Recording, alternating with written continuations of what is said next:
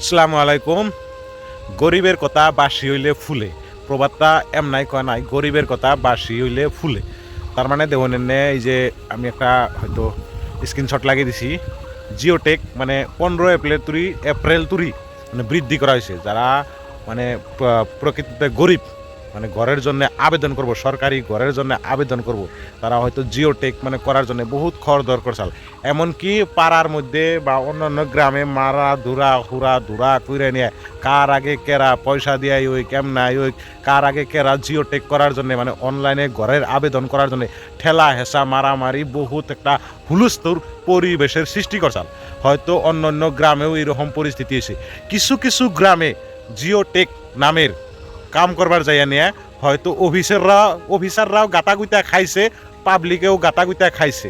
তার মানে আমগো মানে একটা স্বভাব কি জানেন না, যদি কিবা সরকারি ঘর টর বা কিবা বস্তু মানে আমরা ভাবি যে আইছে, তাইলে ভাবি যে আজকে আঙ্গো অ্যাপ্লাই করে নেবো, আজকে আবেদন করে নেবো, নইলে বোধহয় যে আমি পাইলাম না, সরকারি অনুদান বোধহয় যে আমার কপালে জুটলো না, এইরকম ধরনের আঙ্গো মন মানসিকতা।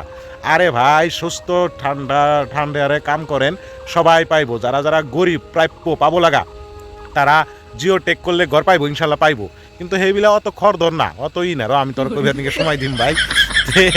পাড়ার মধ্যে গ্রামের মধ্যে এরকম বহুত হলস্থ রয়েছে। তো যারা যারা জিওটেক করেন নাই তাগো মানে আমি তাগোর জন্য একটা কথা কবে চাই, বহুত সময় আছে, আরও 15 দিন, 15 এপ্রিল তুলি মানে সরকারে জিওটেক করার জন্য সময় সুবিধা বৃদ্ধি করে দিছে। 15 এপ্রিল তুলি আপনারা জিওটেক করা হারবেন।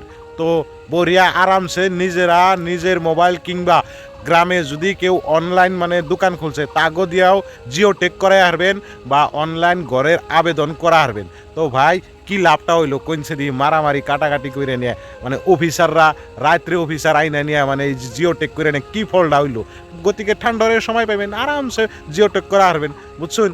তে এই জন্যতে আমি কইলাম গরিবের কথা বাসি হইলে ফুলে, মানে গরিবের কথা বাসি হইলে মিষ্টি হয়। মানে আমি এই কথাটা আগেই কইছিলাম যে সময় পাবে খরদর করো না, তারা ওরা করো না।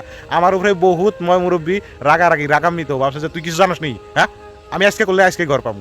ওই যে কিবা কইব দি শুনেন তো দিই কি ভাই যে কথা কইলেন আপনি, এই কথাটা আপনার আমি বিশ্বাস করলাম না। কারণ কে জানেন, আমার ভাই কিছুই নাই, আমি ঘর পাম না।